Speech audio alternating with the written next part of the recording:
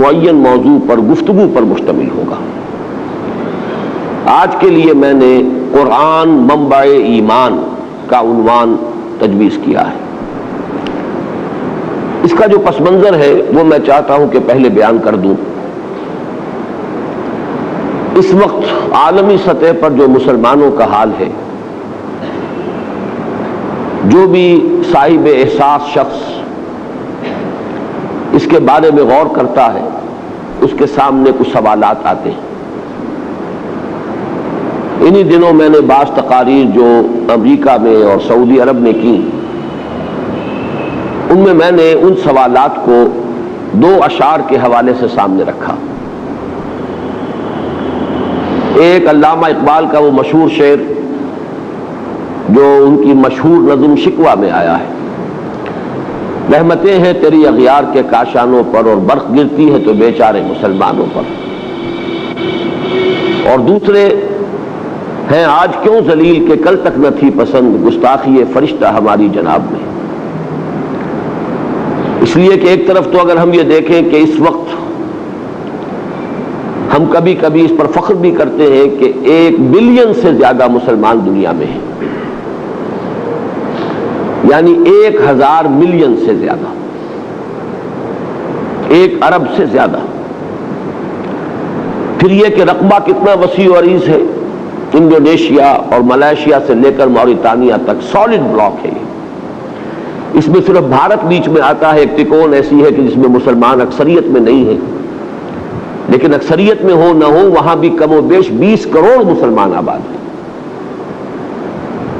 اتنی بڑی تعداد، اتنا وسیع رقبہ، اور جتنے وسائل ہو سکتے ہیں سب وسائل اس علاقے میں موجود ہیں۔ آج کل کے اعتبار سے سب سے بڑی دولت تیل کی دولت، سیال سونا، اس کا سب سے بڑا ذخیرہ جو ہے وہ مسلمانوں کے پاس ہے۔ دولت کی کوئی کمی نہیں، انبار ہے دولت کی۔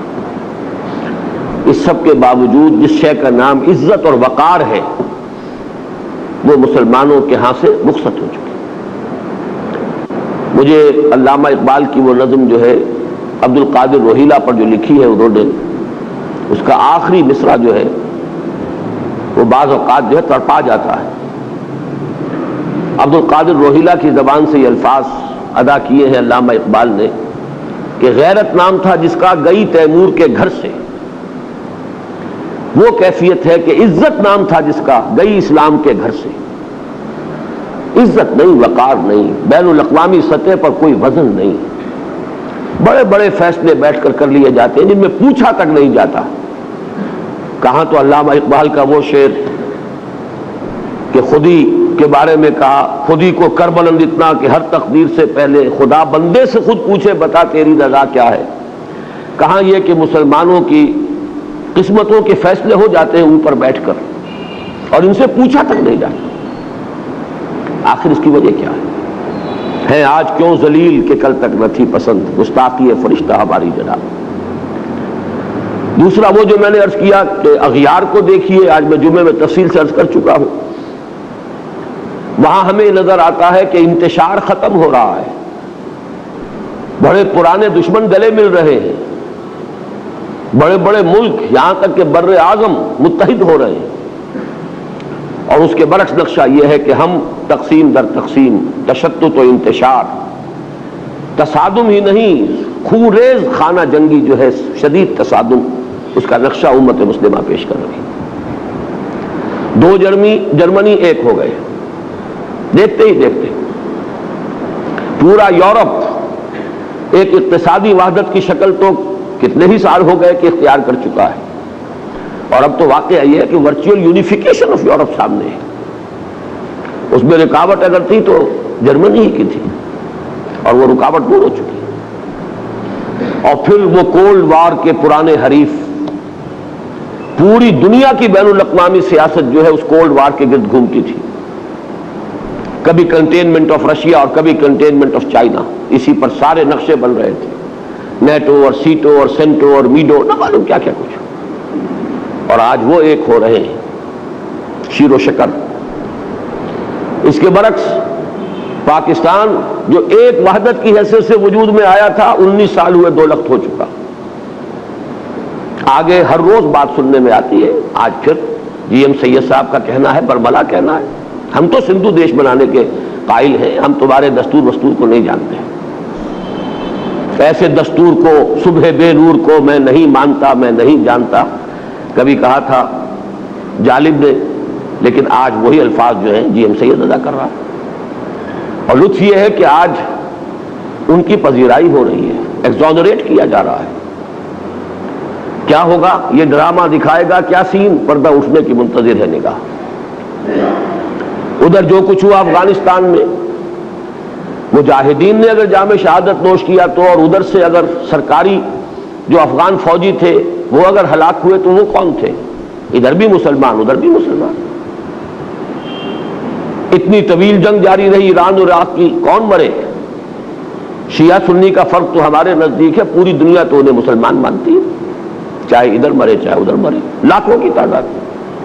اور اب جو کچھ نظر آ رہا ہے وہ آپ کے سامنے، وہ تو میں نے آج نظم سنائی ہے وہاں جمعے میں عرشی بھوپالی کی. ڈاکٹر راشد رنداوا صاحب نے آج 1952 کی ایک یاد تازہ کر دی تھی. 1952 ہی میں نے یہ نظم شائع کی تھی عزم میں، جس کو میں ایڈٹ کرتا تھا جمعیت طلبہ کے ناظم کی حیثیت سے. اور اس کے اشعار مجھے یاد آئے ابھی اپنے اس سعودی عرب کے سفر کے دوران، ریاض میں یاد آئے تقریر کے دوران. پھر میں نے آج تلاش کیا اور وہ نظم مجھے مل گئی. جو الفاظ انہوں نے کہے تھے اس وقت کوریا کے بارے میں کہ یہ درندے خدا کی دھرتی کو، کوریا کی غریب بستی کو ناگاساکی بنا کے چھوڑیں گے، ہیروشیما بنا کے چھوڑیں گے. آج جو عالم عرب کا قلب ہے وہ اس خطرے سے دوچار ہے. تہس نہس ہو کر رہ جائے گا پورا علاقہ، وہ چاہے صدام حسین کے کیمیاوی ہتھیار ہوں اور چاہے امریکہ کے ایٹمی ہتھیار ہوں. تہس نہس تو وہی علاقہ ہوگا. یورپ اب اتنا سمجھدار ہو چکا ہے، وہ بالکل نیوٹرل ہو جائے گا. اور جو تیسری عالمگیر جنگ ہے اب وہ اس جگہ لڑی جائے گی. اس صدی میں 2 عالمگیر جنگوں میں یورپ برباد ہوا، تباہ ہوا. اب اس سے عقل آ گئی ہے. اب یہ سارے ہتھیار جو ہے ٹیسٹ ہوں گے اس جگہ پر، تاکہ اصل نقصان انہیں نہ پہنچے، مسلمانوں کو پہنچے. اور ظاہر ہے ادھر سے بھی مریں گے تو مسلمان، ادھر سے مریں گے تو مسلمان. یہ ساری کیفیات ہیں. سوال ان دونوں کا ایک ہی بنتا ہے، ایسا کیوں ہے؟ اس کے 2 جواب ہیں جو مجھے قرآن مجید سے معلوم ہوئے. پہلا جواب بہت سادہ، بہت واضح، غیر مبہم. سورہ آل عمران کی آیت نمبر 139، وَلَا تَهِنُوا وَلَا تَحْزَنُوا وَأَنْتُمُ الْأَعْلَوْنَ إِن كُنتُم مُؤْمِنِينَ. مسلمانوں گھبراؤ نہیں، پریشان نہ ہو، ڈھیلے نہ پڑو، ہمتیں تمہاری پست نہ ہونے پائیں. ہمارا وعدہ ہے کہ تم ہی سربلند رہو گے اگر مومن ہوئے.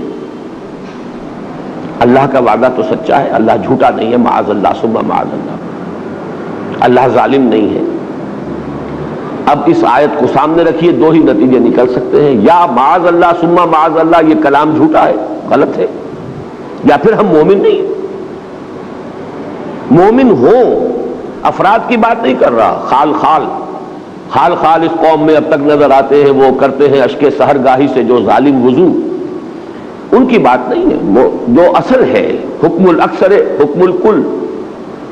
اگر اکثریت مسلمانوں کی مومن ہوتی تو کیسے ممکن تھا کہ ہم ذلیل ہوتے؟ ہم ذلیل ہیں تو لازم ہے کہ ہم مومن نہیں.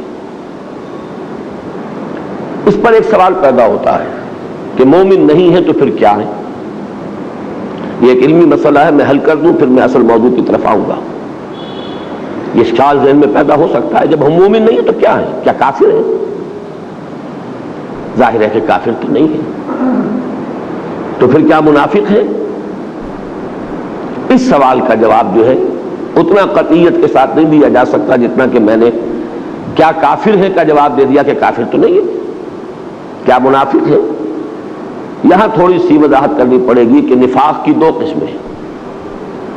ایک ہے نفاق فی العقیدہ، انسان شعوری طور پر منافق ہو، جان بوجھ کر منافق ہو، دھوکہ دے رہا ہو جبکہ خود جانتا ہو کہ میں مسلمان نہیں. ایسے منافق تو بہرحال ہم نہیں ہیں، اس امت کی عظیم اکثریت ان پر مشتمل نہیں ہے۔ ہاں ایک دوسرا نفاق ہے جو احادیث کی روشنی میں، جس کا کہ علماء کرام نے نام رکھا ہے نفاق عملی۔ نفاق عملی میں ہم یقیناً مبتلا ہیں، جس کے لیے دو حدیثیں بارہا میں نے سنائی۔ آیت المنافق ثلاث، منافق کی تین نشانیاں ہیں، اذا حدث کذب واذا وعد اخلف واذا اؤتمن خان۔ جب بات کرے جھوٹ بولے، جب وعدہ کرے خلاف ورزی کرے، جب امین بنایا جائے خیانت کرے۔ دوسری حدیث میں چوتھی چیز واذا خاصم فجر، جب کہیں جھگڑا ہو جائے، اختلاف ہو جائے تو آپے سے باہر ہو جائے، گالن گلوچ پر، سب و شتم پر، دنگا فساد پر آمادہ ہو جائے۔ یہ چاروں اوصاف ہمارے اندر موجود ہیں، بحیثیت قوم، بحیثیت مجموعی یہ چیزیں موجود ہیں۔ لیکن یہ کہ اصل شے یہ ہے کہ جس کو کہ ہم کہتے ہیں منافق عقیدہ، وہ ہم نہیں ہیں۔ تو پھر کیا ہے؟ یہ ہے وہ مسئلہ جس کو کہ الحمدللہ حل کیا امام ابن تیمیہ رحمۃ اللہ علیہ۔ ایک بڑا پیچیدہ مسئلہ تھا، جس کے لیے کہ میں نے آیت مبارکہ تلاوت کی، سورہ حجرات کی آیت نمبر 14۔ قالت الاعراب آمنا، یہ بدو کہتے ہیں ہم ایمان لے آئے۔ قل لم تؤمنوا، اے نبی کہہ دیجئے تم ایمان نہیں لائے ہو، ولکن قولوا اسلمنا، بلکہ یوں کہو کہ ہم مسلمان ہو گئے، ہم نے اسلام قبول کر لیا، ہم نے اطاعت قبول کر لی۔ ولما يدخل الایمان فی قلوبکم، اور ابھی تک ایمان تمہارے دلوں میں داخل نہیں ہوا۔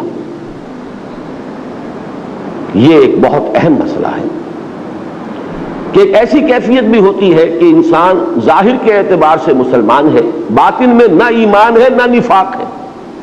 نفاق کیوں نہیں ہے؟ اس آیت کا جتنا حصہ میں نے پڑھا ہے اس سے یہی متبادر ہوتا ہے کہ پھر وہ منافق ہوگا جب مومن ہے نہیں، ایمان دل میں داخل نہیں ہوا تو منافق ہوگا۔ لیکن اگلا حصہ یہ ہے کہ وَإِن تُطِيعُوا اللَّهَ وَرَسُولَهُ لَا يَلِدْكُم مِّنْ أَعْمَالِكُمْ شَيْئًا، اگر تم اللہ اور اس کے رسول کی اطاعت کرتے رہو گے تو وہ تمہارے اعمال میں سے کچھ کمی نہیں کرے گا، اس کے اجر و ثواب سے تمہیں محروم نہیں رکھے گا۔ ان اللہ غفور الرحیم، اللہ غفور الرحیم ہے۔ اب اگر ایک ایسا شخص جس کے بارے میں لم تؤمنوا بھی کہا، تم ایمان نہیں لائے ہو، ولما يدخل الایمان فی قلوبکم بھی کہا، ایمان ابھی تمہارے دلوں میں داخل نہیں ہوا ہے، لیکن اس کے بعد یہ فرمایا جائے کہ اگر تم اطاعت کرتے رہو گے تو تمہاری اطاعت قبول ہو جائے گی، عمل جو ہے اس کے اجر و ثواب سے محروم نہیں رہو گے، اس سے ثابت ہو گیا وہ منافق تو نہیں ہے۔ منافق کا تو کوئی عمل بھی اللہ کے ہاں قبول نہیں۔ تو معلوم ہوا کہ یہ ہے بین بین کی ایک کیفیت۔ ہمارے بہت سے حضرات کو اس آیت کا مفہوم یہی سمجھ میں آیا کہ یہ منافق ہے۔ امام ابن تیمیہ نے اس کو واضح کیا ہے، کتاب الایمان ان کی ایک بڑی مشہور کتاب ہے۔ انہوں نے اس آیت کے حوالے سے کہا ہے کہ ایک ایسی کیفیت بھی ہو سکتی ہے کہ ایک شخص قانوناً ظاہراً مسلم ہے، اس کے دل میں نہ ایمان ہے نہ نفاق ہے، بلکہ ایک خلا کسی کیفیت ہے، دل میں کچھ بھی نہیں، دل خالی۔ اس کو میں سمجھایا کرتا ہوں کہ جیسے کہ آپ کو معلوم ہے کہ +1 +2 +3 ایک طرف یہ ویلیوز بڑھتی چلی جاتی ہیں، دوسرے سائڈ پر -1 -2 -3 -∞ یہ بڑھ جائیں گی، دونوں کے درمیان ایک زیرو لیول آتا ہے۔ ایک زیرو لیول بھی ہے کہ اندر کچھ نہیں، نہ ایمان مثبت طور پر نہ نفاق منفی طور پر، لیکن عمل میں انسان مسلمان ہے۔ یہ ایک بہت بڑا اللہ کا فضل و کرم ہے، اس کی رعایت ہے۔ اس حالت میں بھی جو انسان اطاعت کرے گا اس کی اطاعت قبول ہے۔ حالانکہ اصول تو یہ ہو سکتا تھا اگر ہمارے ہاتھ میں ہوتا فیصلہ، تو ہم تو بڑے سخت لوگ ہیں، فتویٰ دینے میں تو کوئی سختی کرنے میں کبھی کرتے نہیں، لہذا ہم تو کہتے ہیں کہ ایمان نہیں ہے تو کوئی عمل قبول نہیں۔ اللہ نے اسی لیے اپنے 2 اسماء و صفات کا حوالہ دیا، ان اللہ غفور الرحیم، اللہ غفور الرحیم ہے، لہذا اس کی شان غفاری اور شان رحیمی کا صدقہ سمجھو کہ اس حال میں بھی اگر تم اطاعت کرو گے تو اطاعت قبول ہوگی۔ البتہ اب اس کے بعد جو ہے مضمون وہ تیسری آیت جو میں نے تلاوت کی تھی اس کے حوالے سے واضح ہوگا۔ اگر تم مسلم ہو تو اطاعت تمہیں پوری کرنی ہوگی، جزوی اطاعت نہیں ہے، جزوی فرما برداری نہیں ہے، بلکہ ڈھٹائی ہے، گستاخی ہے۔ استہزاء ہے اللہ کا اور اس کی شریعت کا. اطاعت تو وہی ہوگی جو کلی ہو، پوری اطاعت. کبھی خطا ہو جائے یہ بات دوسری ہے، آدمی فوراً رجوع کرتا ہے، توبہ کرتا ہے. جیسے کہیں کیلے کے چھلکے پر پاؤں آ گیا، پھسل گئے، آپ گر گئے، لیکن یہ کہ اس کے فوراً بعد آپ اٹھتے پڑے نہیں رہتے وہاں. اسی کا نام توبہ ہے، اسی کا سورہ نساء میں ذکر آیا ہے. انما التوبۃ علی اللہ للذین یعملون السوء بجہالۃ ثم یتوبون من قریب. جذبات کی رو میں بہہ کر کوئی غلطی ہو جائے تو فوراً توبہ کر لے، تو ایسے شخص کی توبہ کو قبول کرنا اللہ نے اپنے اوپر واجب کر لیا. لیکن مستقل ڈیرا ڈال لینا کسی معصیت پر، کسی گناہ پر، اپنی معاش میں، اپنی معاشرت میں مستقلاً اللہ کے کسی ایک حکم کی خلاف ورزی، یہ بھی در حقیقت گویا کہ آپ نے دین کو پھاڑ دیا، ٹکڑے کر دیا. فرقوا دینہم، انہوں نے اپنے دین کو ٹکڑے ٹکڑے کر دیا کہ ایک حصہ قبول سر آنکھوں پر، دوسرا حصہ پاؤں تلے. یہ ہے جس کے لیے میں نے سورہ بقرہ کی آیت نمبر 85 کا نصف تلاوت کیا ہے. افتؤمنون ببعض الکتاب وتکفرون ببعض. کیا تم ہماری کتاب اور شریعت کے ایک حصے کو مانتے اور ایک کو نہیں مانتے؟ دونوں ہماری ہی کتاب کے حصے ہیں، دونوں حکم ہماری کتاب میں ہیں. ایک سر آنکھوں پر اور ایک پاؤں تلے روکتے رہے ہو. فما جزاء من يفعل ذلك منكم الا خزي في الحیاۃ الدنیا. تو جو کوئی بھی تم میں سے یہ طرز عمل اختیار کرے گا کہ دین کا کوئی حکم قبول اور کوئی حکم رد کر دیا جائے، اس کی کوئی سزا اس کے سوا نہیں ہے الا خزي في الحیاۃ الدنیا، کہ دنیا کی زندگی میں انہیں ذلیل و خوار کر دیا جائے. وَيَوْمَ الْقِيَامَةِ يُرَدُّونَ إِلَىٰ أَشَدِّ الْعَذَابِ، اور قیامت کے دن شدید ترین عذاب میں جھونک دیا جائے. یہاں وہ لفظ آ گیا خزیٌ، ذلت، رسوائی. ہیں آج کیوں ذلیل کہ کل تک نہ تھی پسند. گستاخی فرشتہ ہماری جناب اس لیے ذلیل ہے کہ جو دیندار ہیں وہ بھی پورے کے پورے دین کے اوپر عمل کرنے کو تیار نہیں. کچھ نے عبادات کا دامن تھام لیا ہے، معاملات میں کوڑے، معاش میں حرام چل رہی ہے، اپنی معیشت میں، اپنی معاشرت کے اندر شریعت کے سری احکام جو ہے ان کو توڑا جا رہا ہے. کوئی کسی کے پاس کوئی عذر ہے، کسی کے پاس کوئی عذر ہے. لیکن یہ جو ہم نے دین کے حصے بکھرے کر لیے، یہ ہے الا خزی فی الحیات الدنیا، دنیا کی زندگی میں ذلت اور رسوائی اور خواری، یہ نتیجہ ہے اس کا. اور قیامت کے دن جو کچھ ہونا ہے اللہ تعالیٰ معاف فرمائے.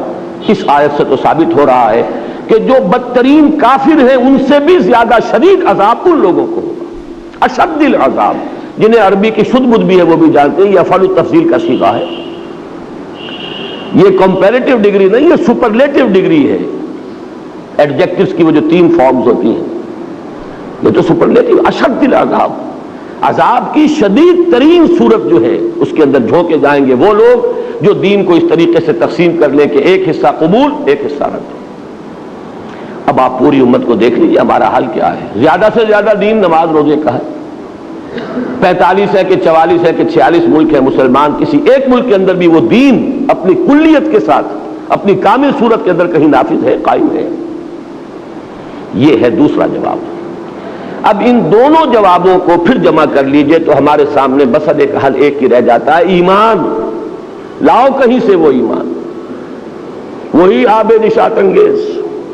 علامہ اقبال نے اس کو کہا تھا نا، اصل نامحکمی دل کی، یہ ہے اصل میں وہی دیری نہ بیماری، وہی نامحکمی دل کی، علاج اس کا وہی آب نشاط انگیز ہے ساقی. یہ نامحکمی دل کی، اور جس کو کہا ہے کہ یقین پیدا کرے ناداں یقین سے ہاتھ آتی ہے، وہ درویشی کہ جس کے سامنے جھکتی ہے فخوری. پہلے جواب کا تو لازمی نتیجہ یہی ہے کہ اگر ہماری ذلت ہے اس وجہ سے کہ ایمان نہیں ہے تو ایمان پیدا کر لیجئے، ذلت خود بخود عزت سے تبدیل ہو جائے گی. اور دوسرے جواب کا بھی اصل میں منطقی طور پر تجزیہ کر لیجئے، کل دین پر عمل اس حقیقی ایمان، یقین والے ایمان کے بغیر ممکن ہی نہیں.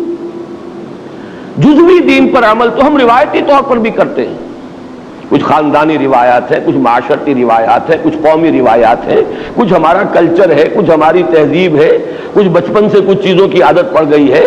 یہ جزوی جو ہے عمل وہ در حقیقت دین پر عمل نہیں ہے، بلکہ یہ ہمارا کلچر ہے، ہماری ایک تہذیب ہے، ہمارا ایک تمدن ہے، ہماری کچھ روایات ہیں.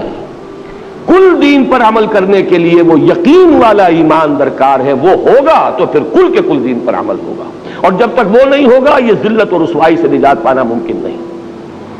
لہذا اب تک جو میں نے گفتگو کی ہے وہ ذرا پھیلی ہے، لیکن پھر ایک نقطے کے اوپر سمٹ آئی ہے کہ اصل شے جو درکار ہے وہ ایمان ہے، وہی آب نشاط انگیز، وہی یقین والا ایمان، وہی قلبی ایک یقین و اذعان کی کیفیت، جس کو کہ انگریزی کے الفاظ میں اگر میں ادا کروں بہت سے حضرات زیادہ سمجھ سکیں گے کہ ایک ہے ریشیل کریڈ، ایک ہے پرسنل کنوکشن، زمین و آسمان کا فرق ہے۔ زیش کتاب صبوری ہزار فرسنگشت۔ ریشیل کریڈ تو اس لیے ہے کہ کسی خاص طبقے میں آپ پیدا ہوئے، ایک نسل سے ہیں جو اس نسل کے لوگ مان رہے ہیں، آپ بھی مان رہے ہیں، اور پرسنل کنوکشن ہوتا ہے جبکہ آپ کنونسڈ ہو کہ یہ حق ہے، وہ پرسنل کنوکشن والا جس کو یقین کہا گیا، کلا لو تعلمون علم الیقین، وہ علم یقین تو یہاں حاصل ہونا چاہیے، عین الیقین تو آخرت میں حاصل ہوگا۔ آنکھوں سے پھر جب آپ حقائق جب دیکھ لیں گے تب تو عین الیقین ہو جائے گا۔ الہاکم التکاثر حتی زرتم المقابر کلا سوف تعلمون ثم کلا سوف تعلمون کلا لو تعلمون علم الیقین لترون الجحیم ثم لترونها عین الیقین ثم لترونها ثم لتسألن یومئذ عن النعیم۔ جب تک وہ علم الیقین حاصل نہ ہو دنیا میں تو ہماری حالت درست نہیں ہو سکتی۔ اب ہے اصل سوال، وہ کہاں سے ملے؟ اس کو میں آج چاہتا ہوں، اگرچہ متفرق طور پر یہ مضامین پہلے بھی کبھی نہ کبھی بیان ہوئے ہیں، لیکن آج ذرا میں ایک چیز کو بالکل واضح کر کے، تجزیہ کر کے، اس کی تحلیل کر کے، انالیسس کر کے چاہتا ہوں کہ اچھی طرح آپ پر واضح ہو جائے ایمان، یقین والا ایمان پیدا کرنے کے ذرائع کون سے۔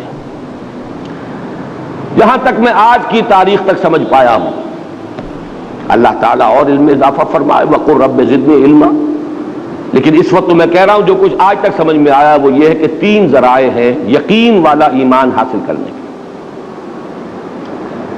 پہلا اور سب سے آسان اور سب سے سادہ وہ ہے ایسے اصحاب کی صحبت جو خود صاحب یقین۔ اس کو قرآن مجید میں کہا گیا ہے اس لیے کہ یہ جو میں نے ابھی آیت نمبر 14 آپ کو سنائی تھی سورہ حجرات کی، اس سے اگلی آیت نمبر 15 میں اولئک ھم الصادقون قرار دیا گیا ہے، جو سچے مومن ہیں۔ انما المؤمنون الذين آمنوا بالله ورسوله ثم لم يرتابوا وجاهدوا باموالهم وانفسهم في سبيل الله اولئك هم الصادقون۔ اور سورہ توبہ میں فرمایا یا ایھا الذین آمنوا کونوا مع الصادقین، اہل ایمان ایسے سچوں کی صحبت اختیار کرو، ان کے قریب رہو، ان کے پاس رہو، ان کی صحبت سے فائدہ اٹھاؤ۔ یہ بالکل سادہ اور آسان ترین طریقہ ہے، اور اس کا کیا انالیسس کیجئے، اس کا کیا ہے موڈس آپرینڈائی، کیا ہے، کیسے ہوتا ہے؟ سیدھا سا فینومینن ہے، فزیکل فینومینن ہے۔ آگ کی بھٹی کے آگے بیٹھیے، حرارت آپ تک پہنچ جائے گی،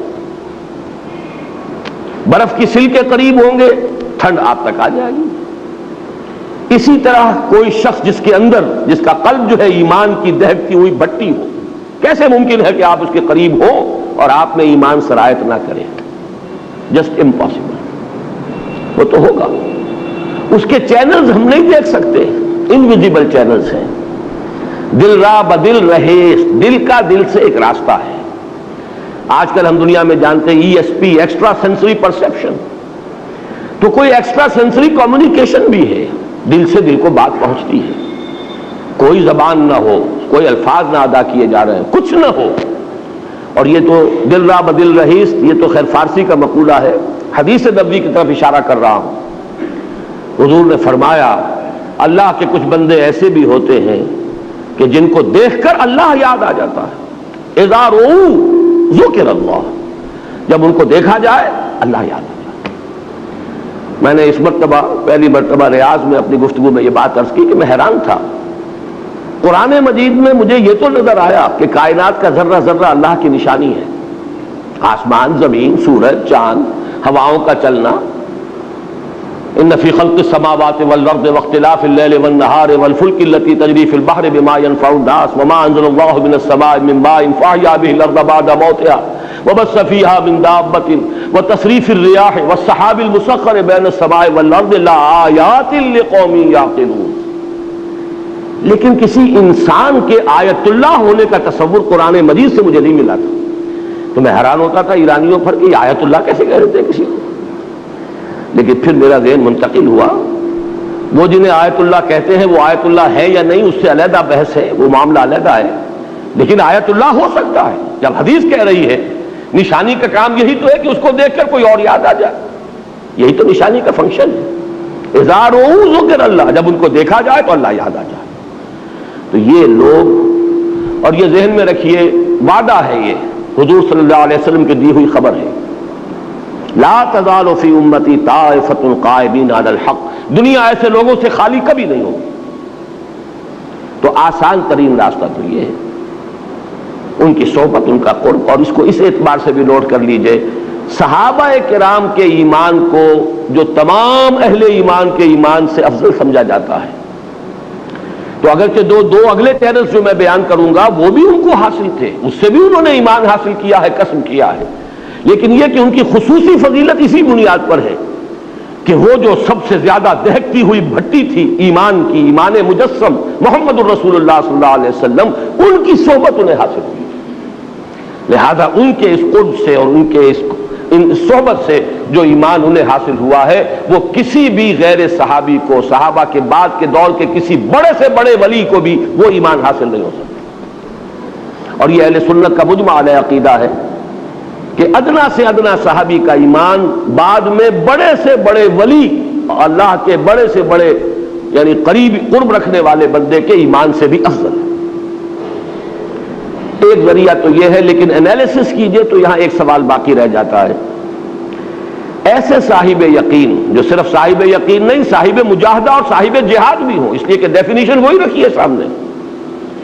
صرف وہ نہیں کہ جو صرف مراقبے ہی کرتے رہ جائیں ساری عمر، بلکہ وہ وجاہدوا فی سبیل اللہ باموالہم وانفسہم، وہ ایمان ہے حقیقی ایمان. انما المؤمنون الذین آمنوا باللہ ورسولہ ثم لم یرتابوا وجاہدوا باموالہم وانفسہم فی سبیل اللہ اولئک هم الصادقون.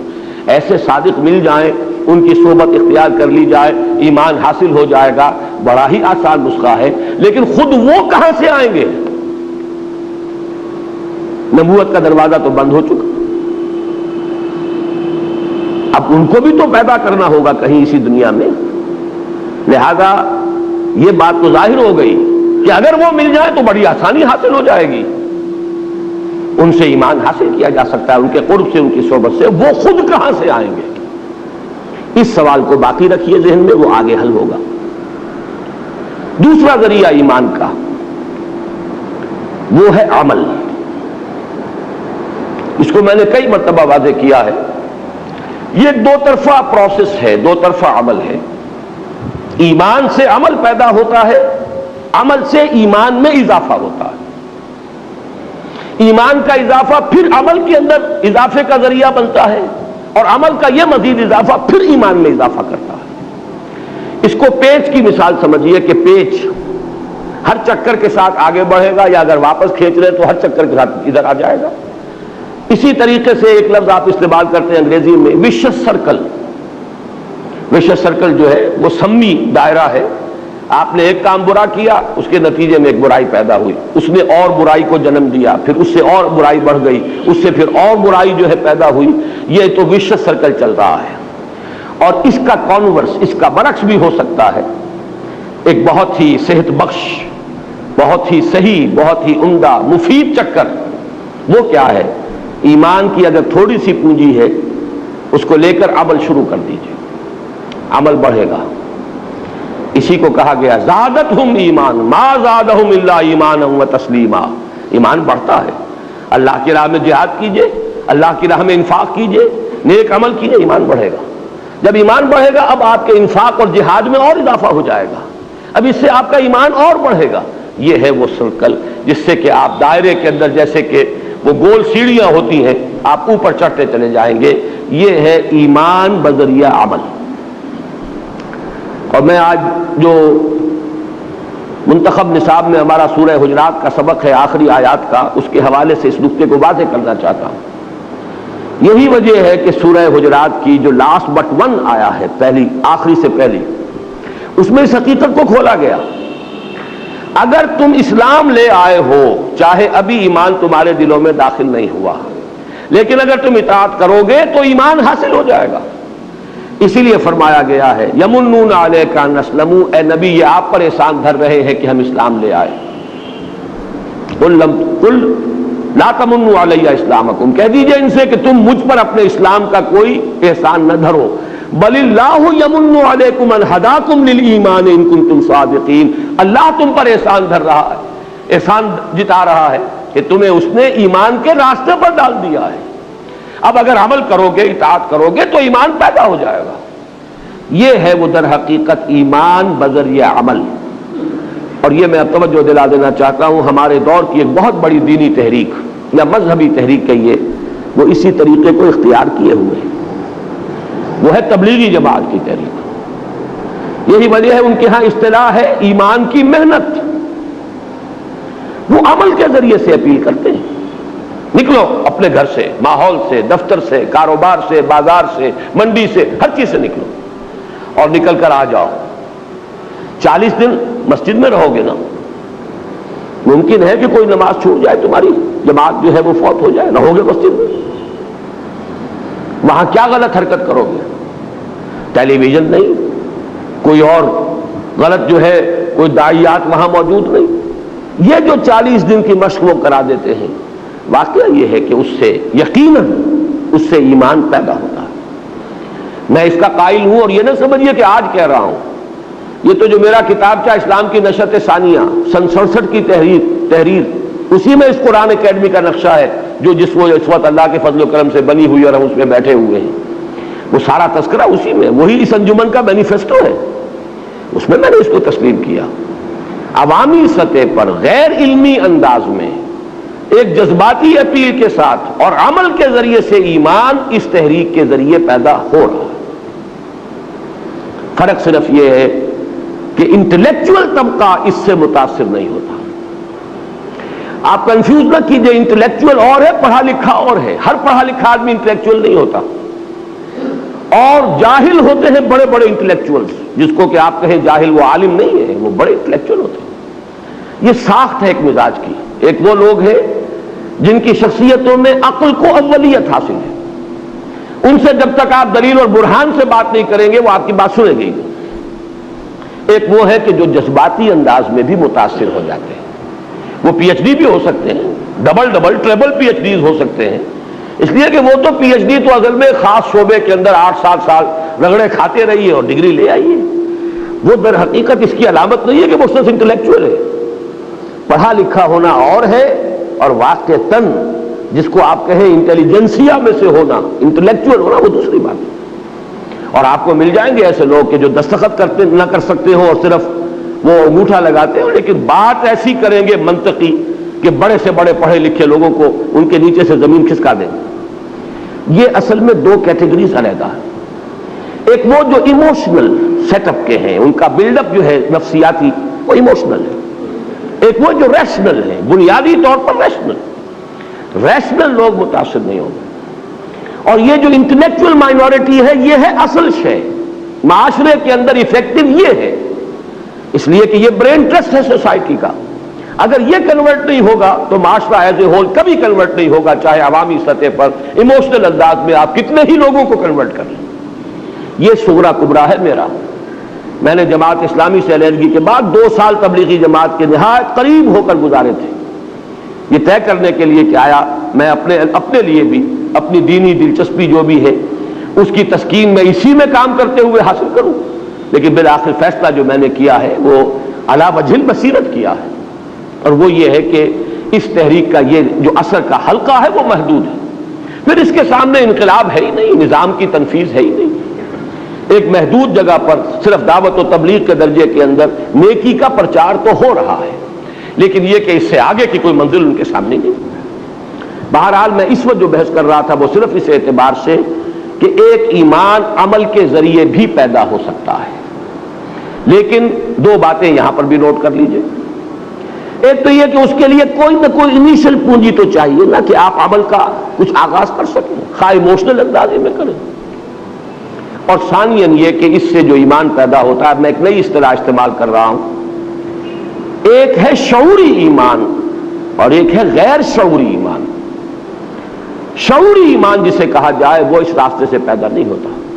ایک غیر شعوری یقین کی کیفیت تو پیدا ہو جاتی ہے.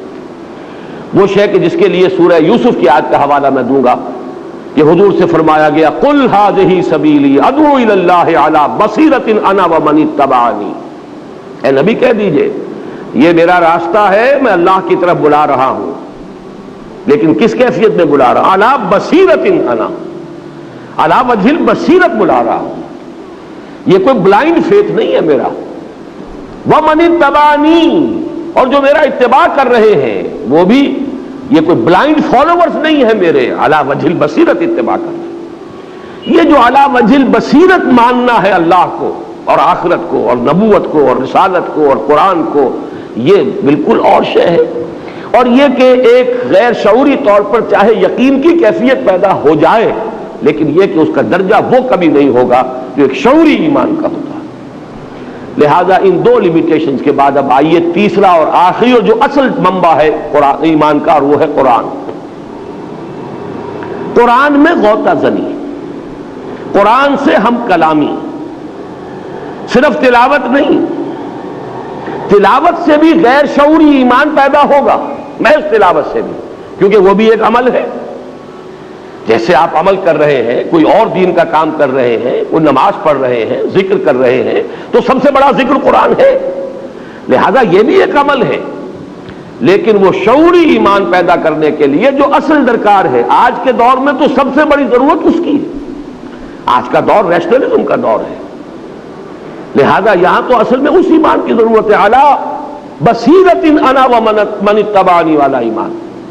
اور اس کے لیے قرآن کے ساتھ ایک کمیونیکیشن، قرآن کے ساتھ براہ راست مکالمہ، قرآن کے ساتھ براہ راست مخاطبہ، قرآن مجید کے ساتھ ایک ایسی کیفیت بقول علامہ اقبال کہ وہ آپ کے قلب پر براہ راست نازل ہو رہا ہو. یہ کیفیت ہے کہ جو ایمان، اور ایمان بھی شعوری ایمان پیدا کرنے کا ذریعہ ہے. یہاں میں حوالہ دوں گا علامہ اقبال کے اس شعر کا بھی کہ تیرے ضمیر پہ جب تک نہ ہو نزول کتاب، گرہ کشا ہے نہ راضی نہ صاحب کشاف. آپ قرآن پڑھیں ترجمے کے ساتھ، یہ آپ کو کچھ معلومات دے دے گا. ترجمہ آپ کو موو نہیں کر سکتا، ترجمہ آپ کو انسپائر نہیں کر سکتا، ترجمہ آپ کے اندر آگ نہیں پیدا کر سکتا، حرارت نہیں پیدا کر سکتا. ترجمہ تو در حقیقت کچھ کنٹینٹ جو ہے اس کا، کچھ معنی اس کے آپ کو مل جائیں گے، معلومات حاصل ہو جائیں گی. نہیں تفسیریں، واقعہ یہ ہے کہ بڑا خوبصورت مصرع کہہ دیا ہے، گرہ کشا ہے نہ راضی نہ صاحب کشاف. اب اس سے اوپر کی تو کوئی حدیث، کوئی تفسیر ہو ہی نہیں سکتی. امام راضی کی تفسیر معقولات اور ریشنل انداز کے اندر اس دور میں، اور زمخشری ان کی تفسیر جو ہے صاحب کشاف. اب ظاہر بات ہے کہ ان سے اوپر کوئی تفسیر نہیں، انہی سے خوشہ چینی کی ہے باقی مفسرین نے. تو فرمایا علامہ اقبال نے کہ ان میں سے کوئی بھی گرہ کشا نہیں ہے. تیرے ضمیر پہ جب تک نہ ہو نزول کتاب، جب تک کہ قرآن خود تمہارے دل پر اترے نہ ہو. یہ کیسے ہوگا؟ اس کو میں چاہتا ہوں آج کہ ذرا آپ 2 اور 2 4 کی طرح سمجھ لیجئے. یہ بھی کہ اس کے لیے لازم کیا ہے، کیا طریقہ ہے، کیا میتھوڈولوجی ہے، اور یہ کہ پھر یہ کیسے، اس کا فینومینن کیا ہے، یہ کیسے یہ عمل کرتا ہے، اس کا جو طریقہ کار ہے وہ کیا ہے. پہلی بات تو اس کے ضمن میں یہ ایک جملہ کفایت کرے گا، کم سے کم اتنی عربی سے واقفیت کہ ترجمے کا حجاب ہٹ جائے، لینگویج بیریئر نہ رہے. ترجمہ حجاب ہے آپ کے اور قرآن کے درمیان، یہ حجاب اٹھ جائے، براہ راست ہم کلام ہو. مجھے عبداللہ ابن مبارک رحمہ اللہ کا قول یاد آ گیا. میں نے بارہا بیان کیا ہے، بہت سے حضرات کے علم میں ہوگا. یہ تبع تابعین کے دور کی شخصیت ہیں، بڑے درویش، بزرگ اور مجاہد. انہوں نے طے کیا ہوا تھا 6 مہینے ہر سال کے وہ محاذ جنگ پر، جو بھی جہاد ہو رہا تھا اس میں لگاتے تھے 6 مہینے گھر پر. لیکن اس 6 مہینے کے دوران بھی لوگوں سے ملتے جلتے نہیں تھے، مسجد گئے، نماز پڑھی اور گھر آ گئے. کسی نے ایک روز پوچھ لیا، اے عبداللہ آپ کی طبیعت اکتاتی نہیں تنہائی سے؟ آپ ملتے جلتے نہیں، ہنستے بولتے نہیں لوگوں سے، بس نماز پڑھی مسجد میں اور آ گئے؟ بڑا خوبصورت جواب تھا ان کا۔ تم مجھے تنہا سمجھتے ہو؟ میں تنہا نہیں ہوں، بلکہ شعر یاد آ گیا ہے مجھے اکبر الہ آبادی کا، پہلے وہ سن لیں۔ دیوانہ چمن کی سیریں نہیں ہے تنہا، عالم ہے ان گلوں میں، پھولوں میں بستیاں ہیں۔ میں چمن میں جاتا ہوں تو میں تنہا نہیں ہوتا، یہ تو ایک ایک پھول کے اندر ایک عالم ہے۔ دیوانہ چمن کی سیریں نہیں ہے تنہا، عالم ہے اس چمن میں، پھولوں میں بستیاں ہیں۔ بہرحال انہوں نے جو جواب دیا وہ یہ تھا، میں جب قرآن پڑھتا ہوں تو اللہ سے ہم کلام ہوتا ہوں، جب حدیث پڑھتا ہوں تو صحبت نبوی سے فیضیاب ہوتا ہوں، تم مجھے تنہا سمجھ رہے؟ قرآن سے ہم کلام ہونا، یا کم سے کم قرآن کو موقع دیجئے کہ وہ آپ سے ہم کلام ہو۔ ایک تو یہ کہ آپ قرآن سے ہم کلام ہو، آپ اپنے مسائل پیش تو کیجئے قرآن کے سامنے، غوطہ زنی کیجئے، پھر جواب لیجئے، اس سے ملے گے جواب آپ کو۔ حضرت علی کی وہ روایت میں نے بارہا سنائی ہے، فرماتے ہیں کہ حضور نے ارشاد فرمایا، انہا ستکون فتنۃ، ان قریب ایک بہت بڑا فتنہ رونما ہوگا۔ فرماتے حضرت علی کہ میں نے سوال کیا، مل مخرج منہا یا رسول اللہ، اے اللہ کے رسول اس فتنے سے نکلنے کا راستہ کون سا ہوگا؟ اب جو جواب ارشاد فرمایا ہے، کتاب اللہ فیہ خبر ما قبلکم ونبأ ما بعدکم وحکم ما بینکم۔ فتنے سے بچانے والی اور نکالنے والی ایک ہی شے ہے، وہ اللہ کی کتاب ہے، اس میں تم سے پہلوں کے بھی حالات ہیں، تمہارے بعد کے لوگوں کی بھی بعد کی خبریں بھی موجود ہیں، تلاش تو کرو، اور تمہارے مابین جتنے اختلافات پیدا ہوں گے ان کا حل موجود ہے، تلاش کرنا ہے۔ جس کو اقبال نے تعبیر کیا ہے، قرآن میں ہو غوطہ زن اے مرد مسلمان، غوطہ زنی درکار ہے۔ یہ جان لیجئے کہ قرآن سے ہم کلام ہو، یہ تو اعلیٰ درجہ ہے، جیسے حدیث جبرائیل میں آیا ہے کہ احسان کی دو تعبیریں کی گئی، ان تعبد اللہ کانک تراہ فإن لم تکن تراہ فإنہ یراک۔ اصل تو مطلوب یہ ہے کہ تم اللہ کی بندگی ایسے کرو اور اس کے لیے ایسے بھاگ دوڑ کرو، وَأَن تَعْمَلَ لِلَّهِ كَأَنَّكَ تَرَاهُ فَإِن لَّمْ تَكُن تَرَاهُ فَإِنَّهُ يَرَاكَ، کہ جیسے کہ تم اسے دیکھ رہے ہو، اور اگر تم نہیں دیکھ رہے تو وہ تو دیکھ رہا ہے تمہیں، کم سے کم یہ استحضار تو رہے۔ میں نے ابھی غور کیا کہ اسی طرح کے الفاظ میری زبان سے نکل گئے ہیں کہ اول تو آپ خود قرآن سے ہم کلام ہو، ورنہ اسے تو موقع دے کہ وہ آپ سے بات کر سکے، اور اسے موقع اسی وقت ملے گا جب آپ کے اور اس کے درمیان لینگویج بیریئر نہ ہو۔ زبان یار من ترکی و من ترکی نمی دانم، آپ نے تو روک دیا قرآن کو، آپ کے دل پہ کیسے اترے؟ وہ تو ظاہر بات ہے، یہ اس کی شرط لازم ہے، اتنی واقفیت عربی زبان سے کہ قرآن آپ سے براہ راست ہم کلام ہو جائے، لینگویج بیریئر نہ رہے۔ کہیں کہیں مشکلات کے لیے تفاسیر کو آپ کنسلٹ کر لیں، کہیں کہیں کوئی شاذ لفظ آ گیا ہے، اس کے لیے کہیں آپ لغت بھی دیکھ لیں، لیکن یہ کہ بائی اینڈ لارج قرآن آپ سے خود بخود براہ راست ہم کلام ہو رہا ہو، یہی ہے فینومینن۔ تیرے ضمیر پہ جب تک نہ ہو نزول کتاب، گرہ کشا ہے نہ راضی نہ صاحب کشاف۔ اب آئیے کہ اس کا فینومینن ہے کیا، یہ عمل کیسے ہوتا ہے؟ آیا یہ بات ڈاگمیٹک ہے، صرف خوش عقیدگی کے تحت کہا جا رہا ہے کہ قرآن منبع ایمان ہے؟ وہ جو ظفر علی خان کا شعر میں نے بارہا سنایا ہے آپ حضرات کو کہ وہ جنس نہیں ایمان جسے لے آئیں دکانیں فلسفہ سے، ڈھونڈے سے ملے گی عاقل کو یہ قرآن کے سیپاروں، یہ ہے جہاں سے قرآن ملے گا۔ کیونکہ کیسے ملتا ہے اس کو میں آپ سے شاید پہلے بھی عرض کر چکا ہوں کہ واقعہ یہ ہے کہ اب جو کچھ میں بیان کر رہا ہوں وہ علامہ اقبال کا فکر ہے۔ علامہ اقبال نے اپنے لیکچرز میں بڑا 2 اور 2 4 کی طرح اینالائز کیا ہے۔ اس کا جو مقدمہ ہے وہ پہلے سمجھ لیجئے۔ مقدمہ قائم کیا انہوں نے کہ یقین پیدا ہوتا ہے تجربے سے، جب تک آپ کا ذاتی تجربہ نہ ہو یقین پیدا نہیں ہوگا۔ محض شنید چاہے ہزاروں آدمی آپ کو بتا رہے ہوں ایسا ہے ایسا ہے ایسا ہے ایسا ہے، میں مثال دیا کرتا ہوں نا کہ اگر کسی شخص نے چینی کبھی نہیں چکھی اور ہزاروں آدمی کہہ رہے ہیں وہ میٹھی ہوتی ہے میٹھی ہوتی ہے میٹھی ہوتی ہے، تو آپ ساری دلیل جو ہے اس کے لیے ہو جائے گی، آخر کیا ضرورت پڑی انہیں جھوٹ بولنے کی؟ پھر جھوٹ پر اتنے لوگوں کا جمع ہو جانا محال ہے۔ یقیناً چینی میٹھی ہوگی، لیکن ہوگی سے آگے آپ نہیں بڑھ سکتے تاہاں کہ آپ چینی چکھ لیں۔ اب کہیں گے چینی میٹھی ہے، اس ہوگی اور ہے میں تو زمین و آسمان کا فرق ہے۔ ہوگی اور ہے، یہ ہے پرسنل کنوکشن ہے، اور یہ پیدا ہوا ہے ذاتی تجربے سے، اٹس یور اون ایکسپیرینس۔ اب لاکھ لوگ کہیں میٹھی نہیں ہے، آپ کہتے ہیں میں مان ہی نہیں سکتا، میں نے خود چکھی ہے۔ وہ مجھے فارسی کا مصرع یاد آ گیا، لذت ہی بادہ نہ دانی بخدا تا نہ چشی، اس شراب کی لذت تمہیں جان ہی نہیں سکتے تم جب تک کہ خود نہ چکھو۔ تو چکھنے سے معلوم ہوا کہ میٹھی ہے، یہ صغرا ہوا۔ علامہ اقبال کے استدلال کا صغرا یہ ہے۔ کبرا کیا ہے؟ تجربہ صرف ظاہری اور خارجی نہیں ہوتا، تجربہ باطنی بھی ہوتا ہے۔ یہ ہے انتہائی پیاری بات۔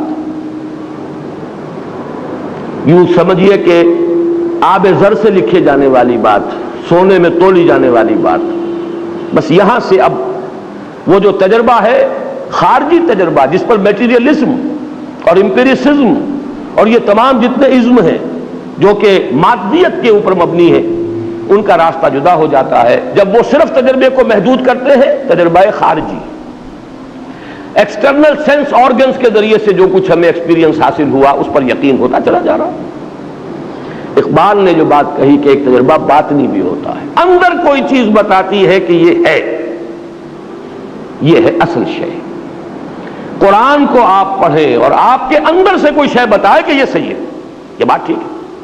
دیکھنا تقریر کی لذت کہ جو اس نے کہا میں نے یہ جانا کہ گویا یہی میرے دل میں ہے، یہ ہے وہ شے۔ میں اس کا اور مزید وضاحت کروں گا، وہ دل کس شے کا نام ہے۔ ابھی یہاں تک صرف سمجھ لیجئے بات کو کہ اقبال کا فلسفہ ان دو دلیلوں پر ہے۔ یقین کے لیے تجربہ ضروری ہے، لیکن تجربہ صرف ظاہری نہیں اور خارجی نہیں ہوتا، تجربہ باطنی بھی ہوتا ہے۔ آپ کا اندر بتاتا ہے آپ کو کہ یوں ہے۔ یہ جو شے ہے قرآن کو پڑھتے ہوئے، جب قرآن آپ سے ہم کلام ہو، اگر آپ کو اندر سے گواہی ملے کہ یہ صحیح ہے، وہ ہے وہ باطنی تجربہ جس کو ہم یوں کہہ سکتے ہیں کہ کوئی سمپیتھیٹک وائبریشن آپ میں پیدا ہوئی ہے۔ قرآن نے آپ کے شخصیت کے کسی باطنی تار کو چھیڑا ہے۔ یہ الفاظ زبان پر آئے ہیں تو مجھے ماہر صاحب کا شعر یاد آ گیا، ایسے کچھ تار بھی ہیں ساز حقیقت میں نہاں، چھو سکے گا نہ جنہیں زخم و مضراب حواس۔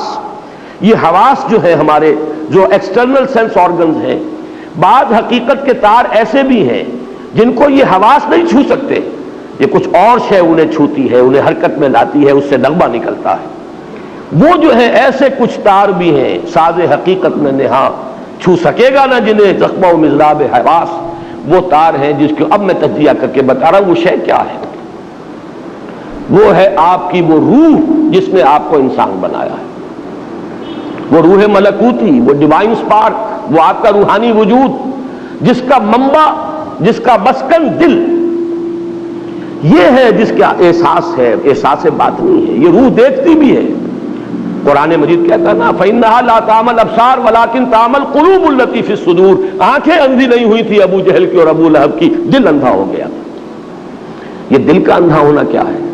دل دیکھتا ہے یعنی روح دیکھتی ہے، دل سنتا ہے یعنی روح سنتی ہے، اور دل کا احساس ہے، پرسپشن ہے دل کی، وہ ہے در حقیقت وہ جو اس کا انٹرنل، اس کا تجربہ ہے۔ آپ کا دل گواہی دیتا ہے، یعنی آپ کی روح وجد میں آتی ہے قرآن کو پڑھ کر۔ ایک بزرگ ہے اگی میں، وہ بہت ہی سادہ انداز میں بات کیا کرتے ہیں، بڑی پیاری بات ایک دفعہ انہوں نے کہی کہ قرآن اور ہماری روح یہ ایک ہی گاؤں کے رہنے والے ہیں، پہچانتے ہیں ایک دوسرے کو۔ روح کہاں سے آئی؟ یہ یسألونک عن الروح قل الروح من امر ربی، اور یہ قرآن کہاں سے آیا؟ اس قرآن کا منبع بھی وہی ہے جو ہماری فطرت کا منبع ہے، فطرت اللہ التی فطر الناس علیہا۔ وہ روح جو ہم میں پھونکی گئی ہے اس کو اللہ نے کہا ہے من روحی فاذا سویتہ ونفخت فیہ من روحی فقعوا لہ ساجدین۔ جب میں اس آدم کو تیار کر لوں، تخلیق مکمل کر دوں، نوک پلک سوار دوں. سورہ ہجر میں بھی یہ آیت آئی ہے انہی الفاظ میں, اور سورہ صاد میں بھی آئی ہے. فَإِذَا سَوَّيْتُهُ وَنَفَخْتُ فِيهِ مِن رُوحِي فَقَعُوا لَهُ سَاجِدِينَ. اپنی روح میں سے پھونک دوں تو گر پڑنا اس کے سامنے سجدے. وہ روح ہے ہمارے اندر, اور یہ روح وجد میں آتی ہے. قرآن اس پر نازل ہوتا ہے, وہ وجد میں آتی ہے. یہ وجد ہے وہ کیفیت. اسی کو میں نے چونکہ امام ابن تیمیہ کا نام آج آیا ہے, ان کے ایک شاگرد رشید حافظ ابن قیم رحمہ اللہ, ان کی ایک کتاب ہے الفوائد, چھوٹے چھوٹے شذرات ہیں. مفکرین جو ہے ان کی ایک تصنیفی کیفیت یہ بھی ہوتی ہے, ایک تو یہ کہ ایک مکمل کتاب کا نقشہ بنا کر اس کے ابواب اور اس کی بحثیں, اور ایک یہ کسی وقت کوئی خیال آ گیا, کسی وقت کوئی اور خیال آ گیا, تو ایک طرح سے شذرات سے بن جاتے ہیں. تو الفوائد حافظ ابن قیم کی ایک ایسی کتاب ہے کہ قرآن کو پڑھتے ہوئے مختلف اوقات میں جو کیفیات وارد ہوئی ہیں انہوں نے علیحدہ علیحدہ, وہ اس کا کوئی باہمی ربط نہیں ہے. وہ الفوائد اس میں ایک جو ہے اس میں لکھتے ہیں اللہ کے کچھ بندے ایسے بھی ہیں جو قرآن کو پڑھتے ہیں تو یوں محسوس کرتے ہیں کہ وہ مصحف سے نہیں پڑھ رہے بلکہ قرآن ان کے لوح قلب پر درج ہے, وہاں سے پڑھ رہے ہیں. اتنی ہم آہنگی ہوتی ہے ان کے فکر, ان کی سوچ, ان کے احساس, ان کی باطنی کیفیات, ان کی روحانی واردات اس میں, اور جو کچھ قرآن کہہ رہا ہے اتنی ہم آہنگی ہوتی ہے, ایسی سمپیتھیٹک وائبریشن ہوتی ہے قرآن کو پڑھتے ہوئے کہ پھر ان کو وہ یقین کامل حاصل ہوتا ہے کہ جو میری فطرت کا منبع ہے وہی اس کلام کا منبع ہے. اور فطرت کا منبع کون ہے؟ فطرت اللہ التی فطر الناس علیہا, وہی اس کلام کا متکلم ہے. یہ فینومینن ہے, یہ طریقہ ہے جس سے قرآن اب ایک شعوری ایمان آپ کو عطا کرے گا. یہ ایمان اندھا بہرا نہیں ہوگا, یہ کانشس لیول کے اوپر ہوگا, آپ کے تھاٹ لیول پر ہوگا, آپ کی فکری سطح پر ہوگا. یہ قرآن آپ کی ہستی کے ان اندر کے تار جو ہیں, چھپے ہوئے تار جو حواس کی گرفت سے باہر ہیں, ان کو جنبش میں لائے گا. اس سے وہ نغمہ ملکوتی جو ہے وہ ظاہر ہوگا. اور اسی کو میں نے, جیسا کہ آپ حضرات کے علم میں ہے, سورہ نور کا جو رکوع ہے آیات نور والا, اس کے دروس میں اسی بات کو واضح کیا کہ ایمان جس شے کا نام ہے وہ نور ہے, اور یہ نور دو نوروں سے مل کر وجود میں آتا ہے, دو نوروں کے امتزاج سے. نور علی نور, ایک نور نور فطرت ہے یعنی نور روح جو اندر موجود ہے, ایک نور نور وحی ہے قرآن پاک جو اس کے سامنے آتا ہے. اگر یہ دونوں چیزوں کی ہم آہنگی ہو جائے, اگر وہ لینگویج بیریئر ہٹ گیا ہو, نیت صاف ہو, طلب ہدایت ہو, اور اب یہ لینگویج بیریئر بھی نہیں ہے, ہم کلامی ہے, مخاطبہ ہے اللہ کے ساتھ اور قرآن کے ساتھ, یا کم سے کم قرآن مجید کو اپنے دل تک پہنچنے کے لیے کوئی راستے میں رکاوٹ آپ نے باقی نہیں چھوڑی ہے, تو اب آپ کو ایسی ہم آہنگی محسوس ہوگی. یہ دونوں نور جمع ہو جائیں گے. نور علی نور یہدی اللہ لنورہ من یشاء ویضرب اللہ الامثال للناس واللہ بکل شیء علیم. یہ ہے اصل راستہ. اللہ تعالیٰ نے حضور پر بھی صلی اللہ علیہ وسلم قرآن نازل فرمایا تو سورہ حدید کی ابھی آیت نمبر 9 ہے غالباً, جہاں جھنجھوڑا گیا مسلمانوں کو, گویا کہ مجھ سے اور آپ سے خطاب ہے. یہ تو آیت نمبر 7 میں ہے. کیا ہو گیا تمہیں مسلمانوں, کیوں ایمان پختہ نہیں رکھتے؟ یہ ڈھل مل یقین, یہ شکوک و شبہات والا ایمان, یہ ہوگا والا ایمان, یہ ہے والا ایمان کیوں حاصل نہیں ہو رہا تمہیں؟ وَمَا لَكُمْ لَا تُؤْمِنُونَ بِاللَّهِ وَالرَّسُولُ يَدْعُوكُمْ لِتُؤْمِنُوا بِرَبِّكُمْ وَقَدْ أَخَذَ مِيثَاقَكُمْ إِن كُنتُم مُّؤْمِنِينَ.